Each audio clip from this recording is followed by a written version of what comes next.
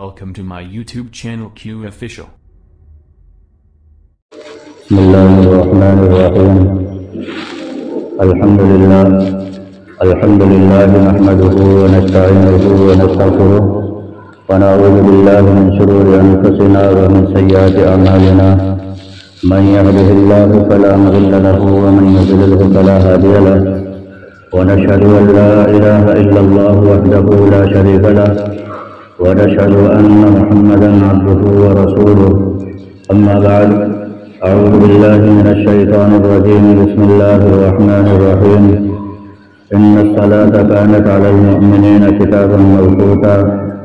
قال رسول الله صلى الله عليه وسلم: بني الإسلام على 5: شهادة أن لا إله إلا الله وأن محمد رسول الله وإقام الصلاة وإيتاء الزكاة والحج وصوم رمضان، أو كما قال عليه الصلاة والسلام: صدق الله العظيم. اس سے پہلے کی گزارش کیا جائے، ضروری اور مناسب سمجھتا ہوں کہ ہم سب ایک مرتبہ عقیدت و محبت کے ساتھ آقا مدنی صلی اللہ علیہ وسلم کی بارگاہ رسالت میں درود پاک کا ہدیہ پیش فرمائیں. اللهم صل على محمد وعلى آل محمد كما صليت على إبراهيم وعلى آل إبراهيم إنك حميد مجيد. اللهم بارك على محمد وعلى آل محمد كما باركت على إبراهيم وعلى آل إبراهيم إنك حميد مجيد. محترم بزرگوں اور ساتھیوں، کلام اللہ شریف کی آیت کریمہ تلاوت کی. اللہ جل شانہ نے آیت کریمہ کے اندر نماز کے متعلق ارشاد فرمایا کہ بے شک نماز مسلمانوں پر فرض ہے وقت مقررہ میں. اور جو حدیث قدسی آقا صلی اللہ علیہ وسلم کی تلاوت کی، اس میں آقا صلی اللہ علیہ وسلم نے ارشاد فرمایا کہ اسلام کی بنیاد 5 ستونوں پر رکھی گئی ہے. وہ 5 کون سی چیزیں ہیں کہ جن پر اسلام کی بنیاد رکھی گئی ہے؟ ان میں سے پہلی چیز ہے کہ اس چیز کی گواہی دینا کہ اللہ کے سوا کوئی معبود نہیں اور حضرت محمد مصطفیٰ صلی اللہ علیہ وسلم اللہ کے رسول ہیں. دوسرے نمبر پر ہے نماز پڑھنا، اس کے بعد ہے زکوٰۃ دینا، اس کے بعد ہے روزہ رکھنا، پانچواں اور آخری ہے حج کرنا. یہ اسلام کے بنیاد ہے جس پر کہ اسلام کی بنیاد رکھی گئی ہے. اگر کوئی شخص ان 5 میں سے کسی ایک کا بھی انکار کرتا ہے تو ایسا شخص دائرے اسلام سے ہی خارج ہے. اور اگر کوئی شخص ان 5 میں کوئی کوتاہی کرتا ہے اسلام لانے کے بعد، ان کے اندر سستی برتتا ہے، تو ایسا شخص فاسق ہے اور ایسے شخص کا ایمان نہایت ہی کمزور ہو چکا ہے. اس کی مثال یوں سمجھیے کہ جیسا کہ کسی آدمی نے کوئی خیمہ لگایا اور اس خیمے کی 4 دیواری بھی کی اور خیمے کے بیچ کے اندر اس نے کوئی ستون بھی بنایا جس سے کہ خیمہ سیدھا رہ سکے.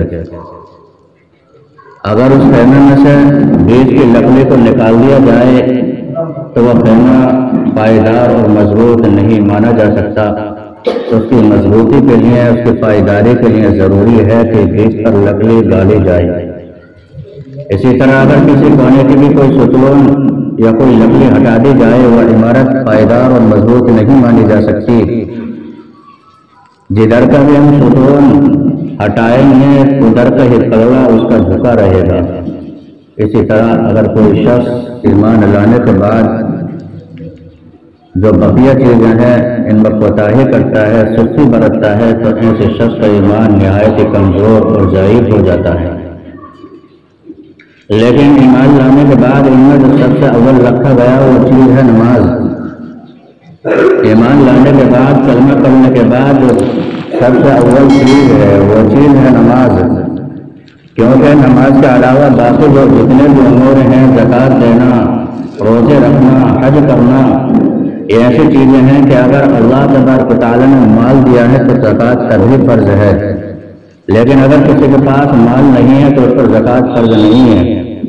اسی طرح رمضان کے روزے رکھنا، اگر کسی شخص نے رمضان کا مہینہ پایا اور رمضان کے مہینے کے اندر اسے کوئی ایسی بیماری لاحق ہو جائے، کوئی پریشانی ایسی آ جائے اور کوئی ماہر حکیم، ماہر ڈاکٹر یہ تجویز پیش کرے، یہ کہے کہ یہ آئندہ کی صحت یاب ہونا مشکل ہے، اور اگر ایسے شخص روزہ رکھتا ہے تو ایسے شخص کے مرض کے بڑھ جانے میں اور زیادہ خطرہ ہے، تو پھر ایسے شخص میں گنجائش ہے کہ وہ اپنے روزے کے ذریعے صدی ادا کر سکتا ہے۔ اسی طرح حج کرنا، اگر اللہ تبارک و تعالیٰ نے کسی کو صحت سے بھی نوازا ہو، مال اور دولت سے بھی نوازا ہو اور وہاں تک پہنچنے کی استطاعت رکھتا ہو تو حج ایسے شخص پر فرض ہے۔ لیکن اگر کوئی وہاں پر پہنچنے کی طاقت نہیں رکھتا ہو یا بادشاہ کی طرف سے کوئی روک ٹوک ہو، اتنی مالیت اس کے پاس نہیں کہ وہاں تک وہ پہنچ سکے، تو ایسے شخص پر پھر اللہ تبارک و تعالیٰ نے حج کو فرض نہیں کیا ہے۔ لیکن نماز ایسی چیز ہے کہ انسان چاہے امیر ہو چاہے غریب ہو، انسان چاہے خوشی کے عالم میں ہو چاہے غمی کے عالم میں ہو، غرضے کے وہ کسی بھی عالم میں ہو، لیکن نماز کا فریضہ اس سے ثابت نہیں ہے، نماز معاف نہیں ہے۔ ہاں اس کی تبدیل اس کے اندر تبدیلی آ سکتی ہے۔ مثلاً اگر انسان کو اللہ تبارک و تعالیٰ نے صحت یابی سے نوازا ہے تو فرض اور واجب نماز کو کھڑا ہو کر کے پڑھنا ضروری ہے، اور اگر فرض کھڑے ہو کر ادا نہیں کریں گے تو نماز ہماری میرے عزیز ہو ہی نہیں سکتی۔ لیکن اگر انسان کو کوئی ایسی بیماری، کوئی ایسی پریشانی ہے جس سے وہ کھڑا نہیں ہو سکتا یا سجدہ رکوع پر قدرت نہیں رکھ سکتا، تو اب ایسے شخص کے لیے حکم میرا عزیزوں، آج کل کا جو دور چل رہا ہے کرسی والا، وہ حکم نہیں ہے۔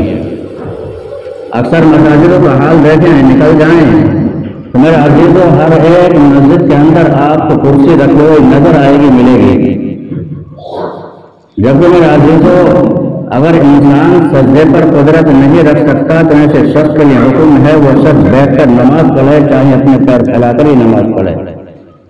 ایسے شخص کے لیے حکم ہے اگر وہ بیٹھ کر بھی نماز نہیں پڑھ سکتا، اگر وہ بیٹھتا ہے تو ادھر ادھر گر سکتا ہے، تو ایسے شخص کے لیے حکم ہے ٹیک لگا کر نماز پڑھے۔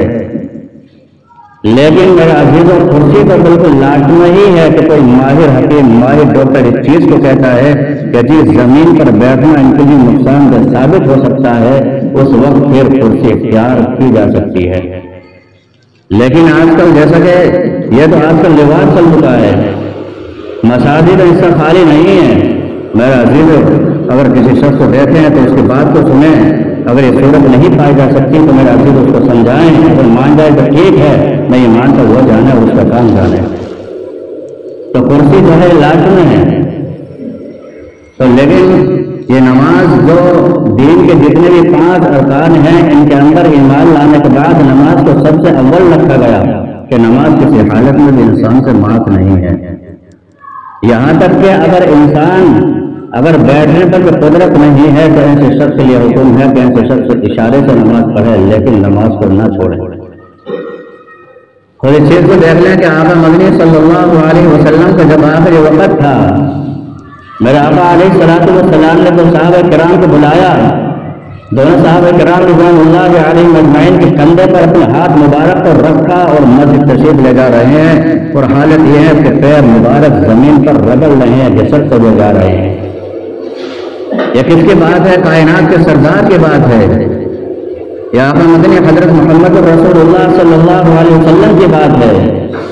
تو ایک چیز سے پتہ چلتا ہے کہ نماز معاف نہیں ہے۔ نماز کا فریضہ کسی حالت میں میرے عزیزوں معاف نہیں ہے۔ نماز مذہب اسلام کا اہم اور بنیادی رکن ہے۔ نمازی کے ذریعے سے اللہ تبارک و تعالیٰ کی رضا اور خوشنودی حاصل کی جا سکتی ہے۔ اگر کوئی شخص نماز کو ادا نہ کرے، دین کے وہ تمام کام کرتا ہو، میرے عزیز یہ اس کے پکا ہونے کی دلیل نہیں ہے۔ پکے ہونے کی دلیل تو یہ تھی کہ وہ نماز کی پابندی کرتا۔ اللہ کے رسول علیہ السلام کے زمانے میں کسی منافق کی ہمت نہیں ہوتی تھی کہ وہ نماز کو چھوڑ دے، اور ایک مخلص صحابی پر اس چیز کا پتہ نہیں چلتا تھا کہ کون منافق ہے کون نہیں ہے، کیونکہ اس وقت وہ بھی کثرت سے سجدے کیا کرتے تھے، اور یہی وجہ تھی جو ان کے عیب تھے، سجدوں کی برکت سے ان کے عیبوں پر پردے پڑے ہوئے تھے۔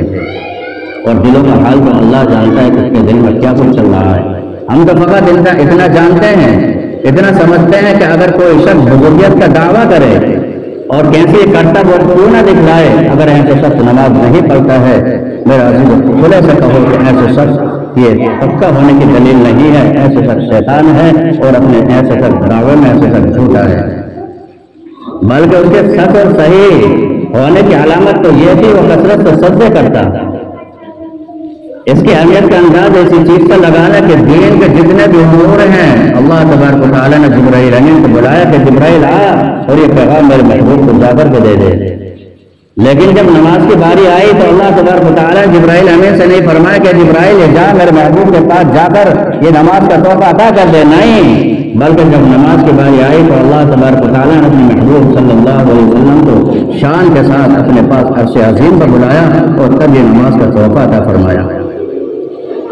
اس کا اندازہ چیز سے لگا لے جب آقا مدنی صلی اللہ علیہ وسلم کو معراج ہوئی اور اللہ تبارک و تعالیٰ نے آپ کو نماز کا تحفہ عطا فرمایا اور آپ نے صحابہ کرام کو بتلایا، صحابہ کرام جماعت بہت خوش تھی، کیونکہ صحابہ کرام کہہ رہے تھے کہ جی اب ہمیں اللہ تبارک و تعالیٰ سے مانگنے کا ذریعہ مل گیا۔ چنانچہ ان کے سامنے غم آئے، پریشانی آئے، کیسی بھی صورت آئی، میرا عزیزو انہوں نے مساجد کا رخ کیا، مصلی کی طرف کا رخ کیا، مصلی اٹھایا کرتے تھے، اس کو بچھایا کرتے تھے، نماز پڑھا کرتے تھے اور اپنے ہاتھوں کو پھیلا کر کے اللہ سے مانگا کرتے تھے، اللہ ان کی ضرورتوں کو پورا کر دیا کرتا تھا، کیونکہ ان کا کامل یقین تھا، ان کا کامل اس چیز کا اعتماد تھا کہ کرنے والی ذات صرف تنہا و اللہ تبارک و تعالیٰ ہی کی ذات ہے۔ آیا دنیا دار الاسباب ہے، اللہ تبارک و تعالیٰ دنیا کو اسباب کے ساتھ جوڑا ہوا ہے، اسباب اختیار کیے جائیں، لیکن میرے عزیز سب سے پہلے اللہ تبارک و تعالیٰ کی طرف رخ کیا جائے، اسباب بعد میں ہیں، پہلے اللہ تبارک و تعالیٰ سے لو لگائی جائے، اللہ تبارک و تعالیٰ سے مانگ کر پھر اسباب کی طرف دھیان دیا جائے، اسباب اختیار کیا جائے، پھر انشاءاللہ جو بھی اسباب اختیار کر رہے ہیں اللہ تبارک و تعالیٰ سے مانگ لیا، اللہ اس کے اندر پھر برکت پیدا فرمائیں گے، اللہ کے ہمارے کام جو کر رہے ہیں اس کو آسان فرمائیں گے۔ تو میرا عزیز نماز مذہب اسلام کا ہے اور بنیادی رکن ہے، نماز ایسی چیز ہے کہ میرا عزیز جتنی ضروری پڑھنی ہے اس سے زیادہ ضروری اس کو سیکھ کر کے پڑھنا ہے۔ اس نے فرمایا گیا کہ اگر ہم نماز کو کوئی سی بھی عبادت کو تین طرح سے کرنے والے بن گئے ہماری عبادتوں کو مزہ دوبارہ ہو جائے گا۔ وہ تین چیزیں کون سی ہیں؟ پہلی چیز ہے کہ کوئی بھی عبادت کریں تو میرا عزیز یہ دیکھیں کہ عبادت کو عبادت کے وقت کے اندر کیا جائے، عبادت کو عبادت کے طریقے سے کیا جائے، عبادت کو عبادت کرنے والوں سے پوچھ کر کے معلوم کر کے میرے عزیز عبادت کی جائے۔ اگر ہم ان تین طرح سے عبادت کریں گے میرے عزیز ہماری عبادت کا مزہ دوبارہ ہو جائے گا۔ لیکن آج میرے عزیز دنیاوی کاروبار کے لیے، دنیاوی اور تمام چیزوں کے لیے تمام شرم حیا کو ایک طرف رکھ کر کے میرا عزیز اس کے متعلق ایک نہیں سینکڑوں تدابیر سینکڑوں رائے اس کے لیے میرا عزیز لی جاتی ہیں، لیکن جہاں پر دین کی بات آتی ہے اس کے اندر ہماری شرم اور حیا اتنی آگے نکل جاتی ہے کہ ہمیں بس پوچھنے کی توفیق ہی نہیں ہوتی۔ نتیجہ کیا نکلتا ہے؟ نتیجہ اس شرم و حیا کا یہ نکلتا ہے کہ انسان کی عمر بیت جاتی ہیں، 50-60 سال کی عمر ہو جاتی ہے، پتہ چلتا ہے کہ سنا سبحانک اللہم تک کا اس کو آتا نہیں، قبر میں جانے کی تیاری ہے، لیکن نتیجہ یہ ہے کہ اس کی اتحیات تک غصہ آتی نہیں۔ حالت یہ ہے کہ میرا عزیز یہ معلوم نہیں کہ رکوع کے اندر کیا پڑھنا ہے اور رکوع کا طریقہ کیا ہے، سجدے کے اندر کیا پڑھنا ہے اور سجدے کا طریقہ کیا ہے، جبکہ آقا مدنی صلی اللہ علیہ وسلم کا فرمان ہے کہ بدترین چور وہ ہے جو نماز میں صرف چوری کر لیتا ہے۔ صحابہ کرام نے پوچھا اللہ کے رسول نماز میں چوری کس طرح کی جائے گی؟ آقا صلی اللہ علیہ وسلم نے فرمایا جس نماز کا رکوع اور سجدہ اچھی طرح سے ادا نہ کیا جائے۔ اب سوچیں، اندازہ لگائیں کہ آقا مدنی صلی اللہ علیہ وسلم نے ایسے شخص کو چور بتلایا ہے کہ جو شخص اپنی نماز کا رکوع اور سجدہ مکمل طور پر ادا نہیں کرتا، ایسے شخص کو آقا مدنی صلی اللہ علیہ وسلم نے چور بتلایا ہے۔ اس لیے میرا عزیزو جتنی اہم جتنی ضروری نماز کو پڑھنا ہے اس سے زیادہ میرا عزیز اس کو سیکھ کر کے پڑھنا ہے، کیونکہ اگر کوشش بھی نہ کریں، جدوجہد بھی نہ کریں، ہم نے سیکھنے کی اس کے متعلق کوشش ہی نہ کریں اور پھر سجدے پر سجدے کرتے رہیں خود سوچیں میرے عزیزوں، خود اپنے دل سے فیصلہ کر کے بتائیں کہ ایسی عبادت اللہ کے یہاں قبول کی جائے گی یا نہیں کی جائے گی۔ میرے عزیزوں، ہمارا کام ہے کوشش کرنا، ہمارا کام ہے محنت کرنا، ہمارا کام ہے اس کے اندر جد و جہد کرنا۔ رزلٹ دینے والی ذات اللہ تبارک و تعالیٰ کی ہے۔ کوشش کرتے رہیں، نہیں آتی میرے عزیزوں پھر بھی سیکھتے رہیں، کوشش کرتے رہیں۔ لیکن اگر یہ کون سی بات ہے کہ آتی بھی نہیں اور سیکھنے کی کوشش بھی نہیں کر رہے، میرا عزیز اس میں کسی اور کا کوئی نقصان نہیں، صرف تنہا اپنا ہی نقصان ہے، اپنا ہی نقصان ہے، کسی دوسرے کا اس میں میرا عزیز کوئی نقصان نہیں ہے۔ صحابہ کرام رضوان اللہ علیہم اجمعین کی جماعت نے اس کو سیکھا، اللہ کے رسول علیہ الصلوۃ والسلام نے ان کو سکھایا۔ صحابہ کرام رضوان اللہ علیہم اجمعین کی جماعت کو جب پیغمبر علیہ الصلوۃ والسلام نے سکھایا تو ٹھیک اسی طرح سے عبادت کو کرنے والے وہ جماعت بن گئی۔ حضرت سیدنا ابوبکر صدیق رضی اللہ عنہ جب نماز کی حالت میں کھڑے ہوا کرتے تھے، ایسا محسوس ہوتا تھا جیسا کہ لکڑی گاڑ دی گئی ہو، ذرا بھی حرکت نہیں ہو پایا کرتی تھی۔ حضرت عبداللہ بن زبیر رضی اللہ عنہ جب آپ رضی اللہ عنہ وضو فرمایا کرتے تھے، ایسا بے حرکت ہوا کرتا تھا کہ اس کے اندر کوئی حرکت نہیں ہوا کرتی تھی کہ چڑیا بعض مرتبہ آپ کی کمر پر آ کر کے بیٹھ جایا کرتی تھی۔ اس کے برعکس آج ہم اپنا حال دیکھیں کہ ہماری عبادتوں کا حال کیا ہے۔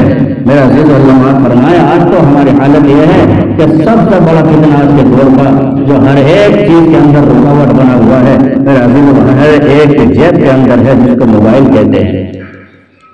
میرا عزیز 15-20 منٹ کے لیے اور جمعے میں آدھا گھنٹے کے لیے اللہ کے گھر کے اندر آ رہے ہیں، میرا عزیز خدا را اس سے بالکل دور ہو جائیں، تمام چیزوں سے کٹ کر، تمام چیزوں سے ہٹ کر اللہ تبارک و تعالیٰ کے سامنے کھڑے ہوں۔ میرا عزیز اگر اس طرح ہم کھڑے ہونے والے بن گئے، پھر دیکھیں ہماری عبادت کے اندر ہمیں کیسے حلاوت ملتی ہے، ہمیں پھر کیسا مزہ ملتا ہے۔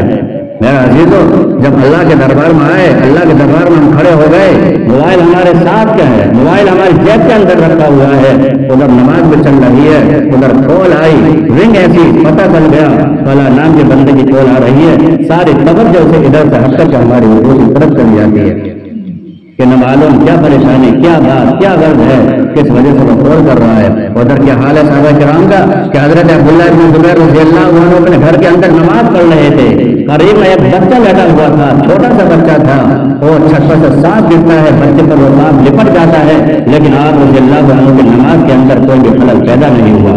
آپ رضی اللہ عنہ اطمینان کے ساتھ نماز پڑھتے رہے۔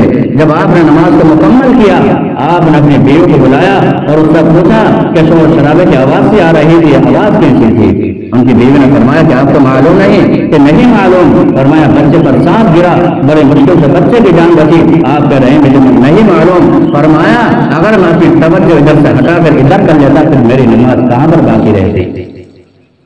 سوچیں صحابہ کرام رضوان اللہ علیہم اجمعین کی جماعت کا حال ہے کہ ادھر بچے پر سانپ گر رہا ہے، لیکن آپ نماز کی حالت میں ہیں، آپ کی نماز کے اندر بھی کوئی خلل پیدا نہیں ہوا۔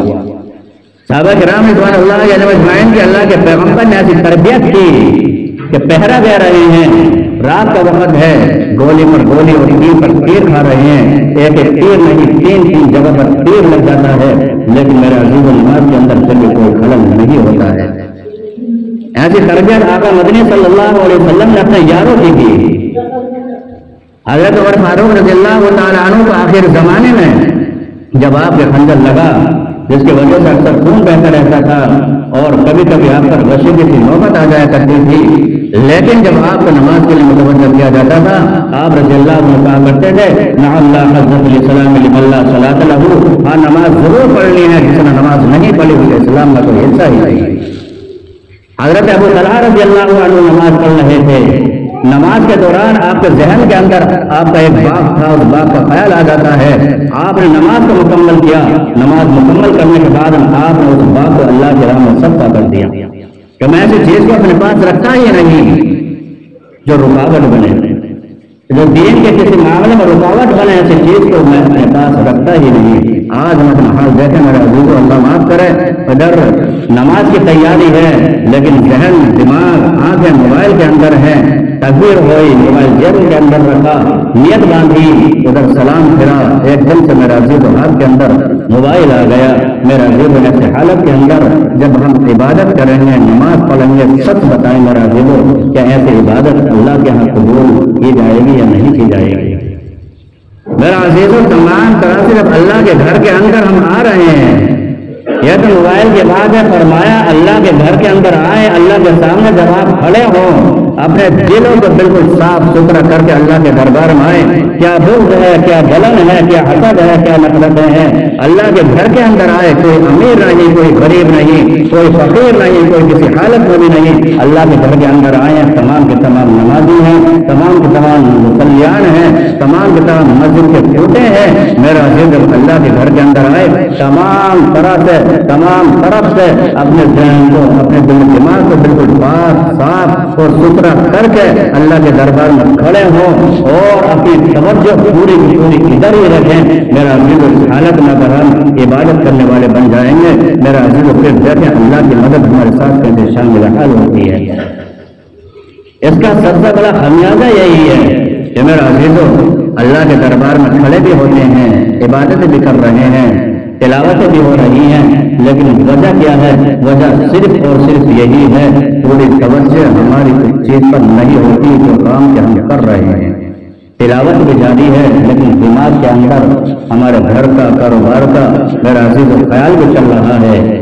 نماز بھی پڑھ رہے ہیں لیکن نماز کے ہر ایک رکعت میں دکان کا، اپنی تجارت کا حساب بھی لگایا جا رہا ہے۔ میرا عزیز اس لیے ہمیں عبادت کی حلاوت جو تھی، عبادت کی جو مٹھاس تھی اور عبادت کی جو لذتیں تھی، میرا عزیز تمام کی تمام مٹھاس اور حلاوت نکل چکی ہے۔ اس لیے فرمایا کہ نماز کو خشوع اور خضوع کے ساتھ پڑھنا بہت ضروری ہے۔ فرمایا کہ جو عبادت، جو نماز خشوع اور خضوع کے ساتھ پڑھی جاتی ہے، میرا عزیز اس سے پہلے، میرا عزیز اس سے پہلے جو نماز پڑھی، بیچ میں جتنے بھی صغیرہ گناہ ہوئے، اللہ تبارک و تعالیٰ اس خشوع اور خضوع والی نماز کی برکت سے تمام گناہوں کا خاتمہ فرما دیا کرتے ہیں۔ فرمایا آقا مدنی صلی اللہ علیہ وسلم نے مثالیں دے دے کر کے فرمایا، آپ نے فرمایا کہ کوئی شخص ہے جو اپنے کارخانے میں کام کرتا ہے اور اس کے کارخانے سے اس کے گھر تک جانے میں 5 نہریں پڑتی ہیں۔ جب اپنے کارخانے سے کام کر کے اپنے گھر کے اندر جاتا ہے، 5 نہریں پڑتی ہیں اور نہر کے اندر وہ غسل کرتا ہوا جاتا ہے۔ بتاؤ کیا اس کے بدن پر کچھ میل فضل باقی رہے گا؟ صحابہ نے عرض کیا، اللہ کے نبی ہرگز اس کے بدن پر میل فضل باقی نہیں رہے گا۔ فرمایا آقا مدنی صلی اللہ علیہ وسلم نے، یہی حال 5 نمازوں کا ہے۔ جب انسان نماز پڑھتا ہے، تو اس کے درمیان میں جتنی بھی لفظ ہیں، جتنی بھی خطائیں ہوتی ہیں، اللہ تبارک و تعالیٰ نماز کی برکت سے تمام لفظوں کو، تمام گناہوں کو معاف فرما دیا کرتے ہیں۔ میرا عزیز اس نے فرمایا کہ بندہ جب اللہ تبارک و تعالیٰ کے دربار میں آتا ہے یا اپنے گھر سے وضو کر کے نکلتا ہے اور مسجد کی طرف اپنا رخ کرتا ہے، اللہ اس کے ہر قدم پر گناہ معاف فرماتے ہیں اور اس کے نیکیوں میں اضافہ فرماتے ہیں، اور اعضائے وضو سے جو ٹپکنے والا پانی ہے، میرا عزیزو اللہ کے رسول علیہ الصلوۃ والسلام نے مثال دے کر کے فرمایا، آپ نے ایک درخت کی ٹہنی لی، سردی کا موسم تھا، اس کو ہلایا، پتے جھڑنے لگے۔ اللہ کے نبی علیہ الصلوۃ والسلام نے صحابی سے پوچھا کہ تم نے پوچھا نہیں میں نے کیوں کیا؟ انہوں نے فرمایا اللہ کے نبی بتلا دیجیے۔ آقا صلی اللہ علیہ وسلم نے فرمایا کہ جب بندہ مکمل طرح سے آداب اور مستحبات کی رعایت رکھتے ہوئے وضو کرتا ہے، کامل وضو کرتا ہے، تو جس طرح اس درخت کی ٹہنی پکڑنے سے اور اس کو ہلانے سے اس کے پتے گر رہے ہیں، اسی طرح وضو کرنے والے کا عالم ہے کہ جب بندہ وضو کرتا ہے، جو پانی اس کے بدن سے، اس کے اعضاء سے ٹپکتا ہے، اسی طرح اس کے بدن سے گناہوں کا خاتمہ ہو رہا ہوتا ہے۔ جب بندہ اللہ تبارک و تعالیٰ کے دربار میں آ کر کے کھڑا ہوتا ہے، اپنی نیت کو باندھ لیتا ہے، اللہ تبارک و تعالیٰ کو بڑا پیار آتا ہے۔ اللہ فرماتے ہیں دیکھو فرشتوں تو میرا بندہ میری تعریف کر رہا ہے، میرا بندہ میری بزرگی بیان کر رہا ہے، میرا بندہ میری بڑائی بیان کر رہا ہے۔ جب مکمل نماز کو ادا کر لیتا ہے، اب تعالیٰ جل شانہ کو رحمت دریائے جوش میں آتا ہے اور اللہ تبارک و تعالیٰ فرماتا ہے میرے بندے تیرے تمام گناہوں کا خاتمہ کر دیا گیا۔ تو میرے عزیزوں، نماز بہت اہم اور بہت زیادہ ضروری ہے. کسی کو اللہ تبارک و تعالیٰ کثرت سے سجدہ کرنے کی توفیق دے دے، اللہ تبارک و تعالیٰ کا شکر ادا کیا کریں. میرے عزیزوں، ایک بات اور یاد رکھیں کہ جس شخص نے اللہ کے در میں، اللہ کے در پہ اور اللہ کے سامنے جھکنا سیکھ لیا، تو انشاءاللہ کبھی کسی دنیا دار کے سامنے جھکنے کی نوبت ہی نہیں آئے گی. اللہ تبارک و تعالیٰ سے دعا ہے اللہ تبارک و تعالیٰ مجھے بھی آپ کو بھی کہنے سننے زیادہ عمل کی توفیق عطا فرمائے.